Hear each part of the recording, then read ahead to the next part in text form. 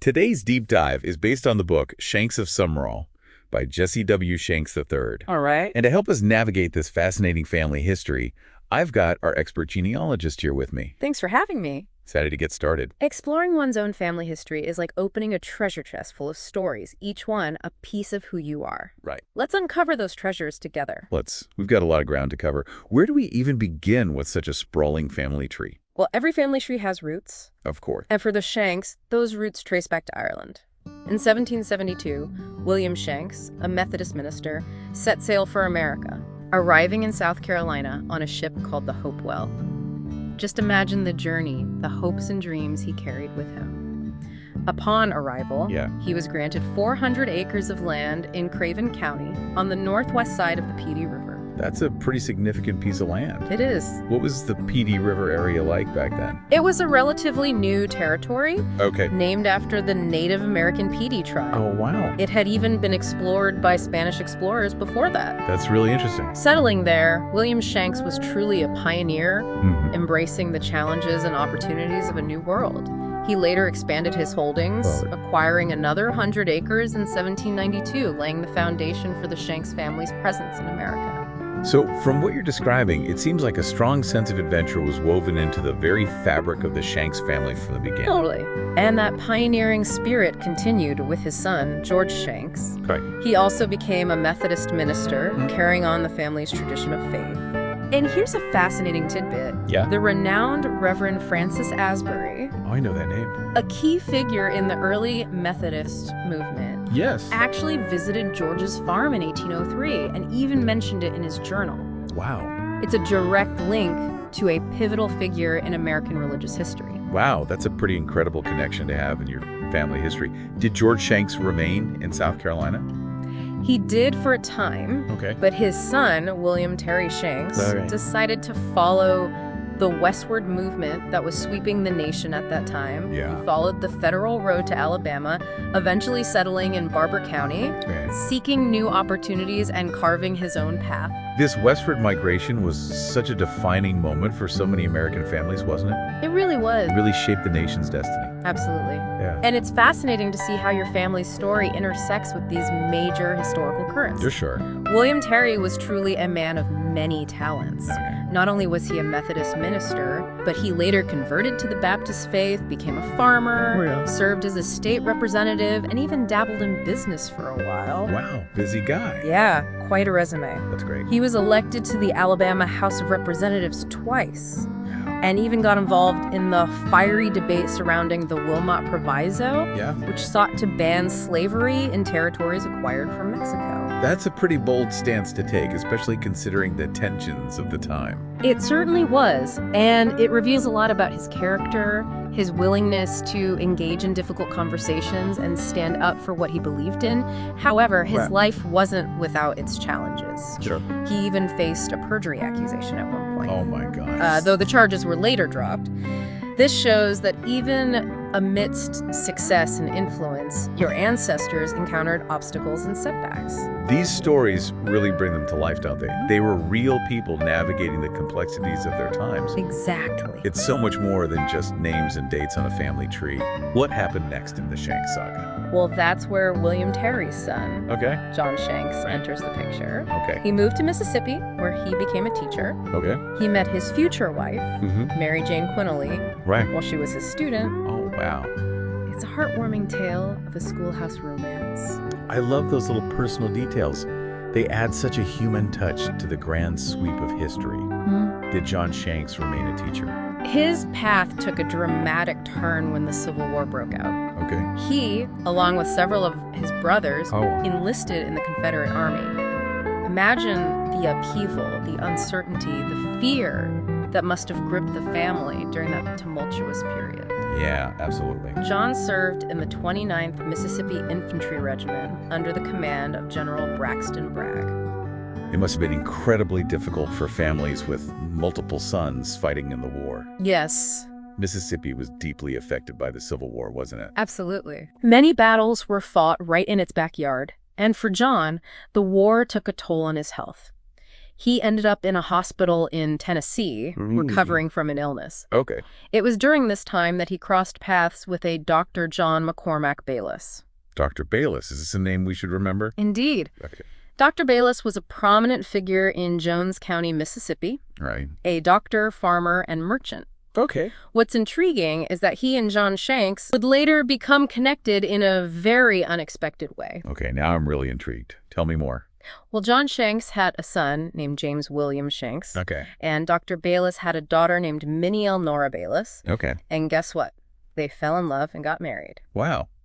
That's quite a twist of fate. Yeah. It sounds like something out of a novel. It really does. And this union is significant because it brings together two families with contrasting backgrounds, Correct. particularly in the post-Civil War South. Dr. Bayliss came from a wealthy, slave-owning family and was a staunch Confederate supporter. Oh, wow. While John Shanks represented a different perspective, Yeah. one shaped by the challenges of Reconstruction. That must have made for some interesting family dynamics. So where does this newly united Shanks-Bayliss clan end up settling? They eventually make their way to a town called Sumrall, Mississippi, Okay. which becomes the heart of the Shanks family story for generations to come. Yeah. It's a new chapter filled with growth, ambition, and a deep connection to their community. Sumrall, Mississippi. It feels like we're about to step into the heart of your family story. Before we do, let's pause here for a moment. When we come back, we'll explore Sumrall and delve into the lives of the next generation of Shanks. Welcome back to our deep dive into your family's past. Before we pause, we're about to explore Sumrall, Mississippi, where James William Shanks and Minnie Elnora Bayliss put down roots. Yes, they did. It sounds like Sumrall played a pretty significant role in shaping the next chapters of the Shanks family story. What can you tell us about this town? Sumrall was a bustling town at the time. Okay. The arrival of the railroad and the establishment of a large sawmill by the J.J. Newman Company had fueled its growth, Wow. making it a magnet for opportunity seekers. Okay. James William, following in his father's footsteps, set up a law practice there. Nice. He and Minnie built a family home on Poplar Street, which became the heart of their growing family. Nice. They had 3 children, All right. Minnie Maud, Howard, and Eugene Bayliss. 3 more branches added to the Shanks family tree. I'm curious to hear how their lives unfolded. Did they stay in Sumrall or venture out into the wider world? Their paths reflect the diverse possibilities of the 20th century. Okay. Their eldest son, James DeWitt Shanks, seemed to inherit that adventurous spirit we talked about earlier. Okay. He left home at a young age and served in World War I. It's amazing how these individual lives are interwoven with major historical events. Yeah, It really gives you a sense of the scope of their experiences. it does. What about Howard and Minnie Maud? Okay. Did they stay closer to home? Howard John Shanks made quite a name for himself locally. Okay. He was a star football player in Sumrall, Great. a true hometown hero.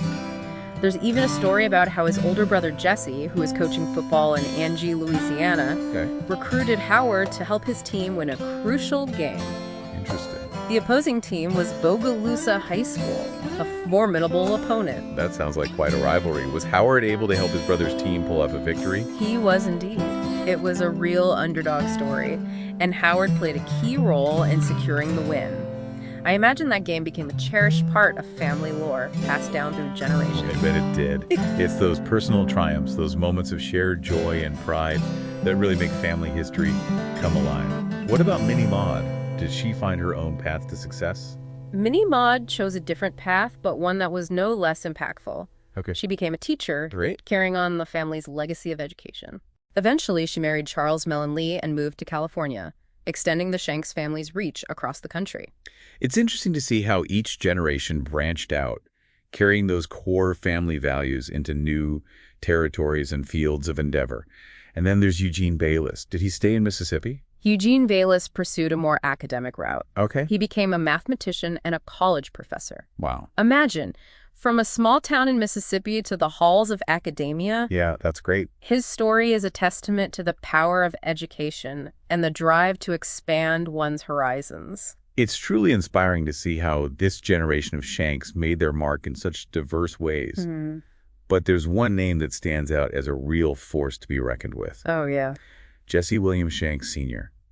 He seems to have inherited his grandfather William Terry's passion for politics and his father's determination. Absolutely. Jesse Sr. was a true powerhouse in Mississippi politics. Okay. He served in the Mississippi legislature, becoming known for his fiery speeches and his unwavering commitment to social reform.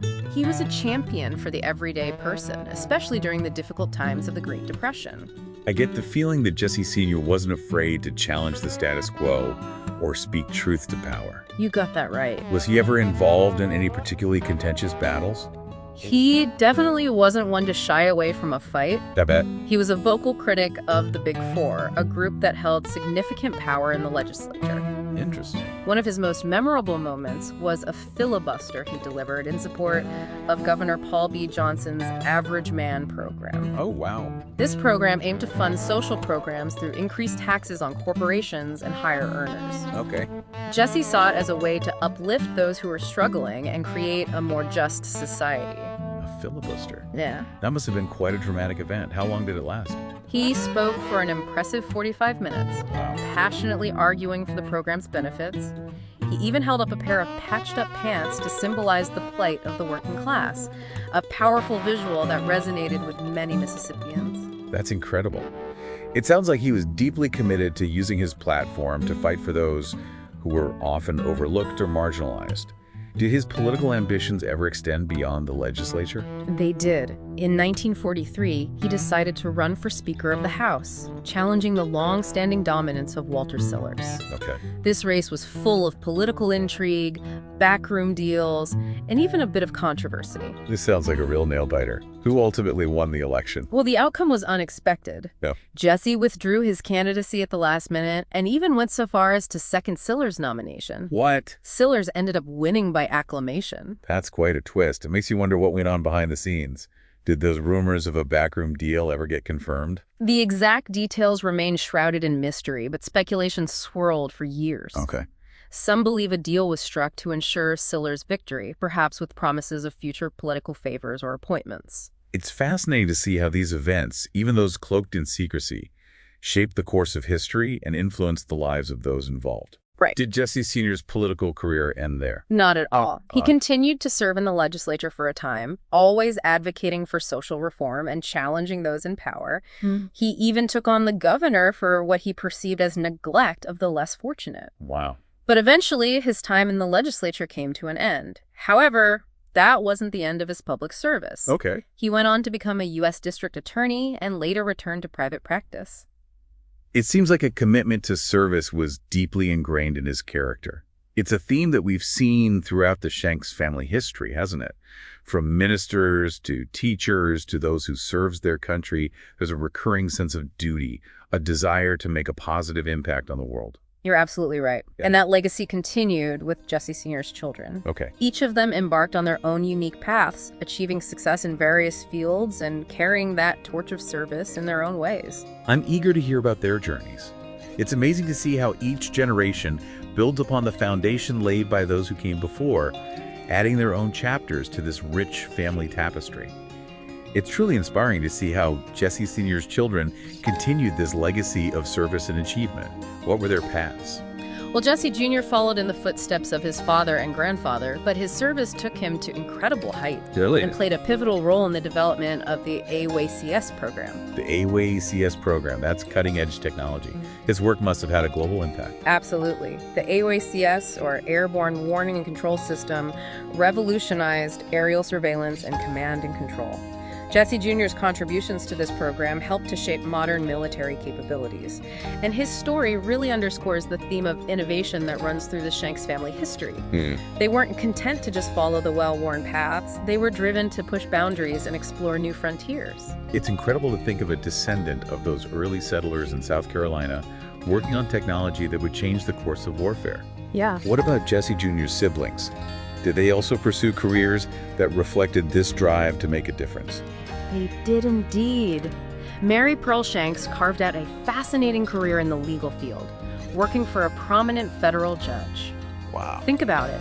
She witnessed firsthand some of the most significant legal battles of the 20th century, including cases that revolutionized conditions in Mississippi prisons and advanced the cause of school desegregation. Wow, to be a witness to such pivotal moments in history. Yeah, Her experiences must have been both challenging and incredibly rewarding. I imagine they were. And her story speaks to the Shanks family's commitment to justice and equality, a thread that we've seen woven throughout their story. They weren't afraid to challenge the status quo, to fight for what they believed in, even when it meant facing opposition or taking risks. It's a powerful reminder that individual actions can have a ripple effect, creating positive change that extends far beyond ourselves. And what about David Shanks, the youngest of Jesse Sr.'s children? Did he also find a path that aligned with these family values?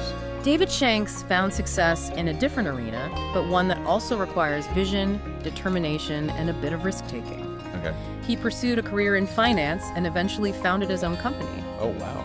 His story highlights the entrepreneurial spirit that also runs through the Shanks family. Yeah. They weren't just content to work for others. They were driven to build something of their own, to create opportunities not just for themselves, but for others as well. It's remarkable to see how this family, starting from those humble beginnings in Ireland, has made such a profound impact on American society, from the fields of religion and education to politics, law, technology, and business. Right. Their story truly is a testament to the American dream. The idea that with hard work, determination, and a willingness to embrace new challenges, anything is possible. And it's a story that's still being written. That's true. You, as a descendant of this remarkable family, are now a part of that story. Wow. You carry within you their legacy of resilience, ambition, and a deep-seated commitment to making the world a better place. As we've journeyed through the generations, what stands out to you as the most defining characteristic of the Shanks family? It's their unwavering belief in the power of service. Whether they were serving their community, their country, or simply those around them, there's a consistent thread of giving back, of leaving the world a little better than they found it. And that's a legacy worth celebrating. It is. It's been an incredible journey exploring your family history. It has. I hope you've gained a deeper understanding of your roots, a sense of connection to those who came before you, and perhaps even some inspiration for your own life journey. Remember, this deep dive is just the beginning. There are countless more stories waiting to be uncovered, connections to be made, and branches of your family tree to explore. Yeah. Who knows what fascinating discoveries await you? Perhaps you'll find a long-lost relative with an incredible story to tell. Right. Or uncover a family secret that sheds new light on your past. The possibilities are endless. Absolutely. So keep exploring, keep asking questions, and keep those family stories alive. The more you learn about your past, the more you understand your present, Exactly. and the more you can shape your future. Beautifully said. And on that note, we'll bring this deep dive into the Shanks family history to a close.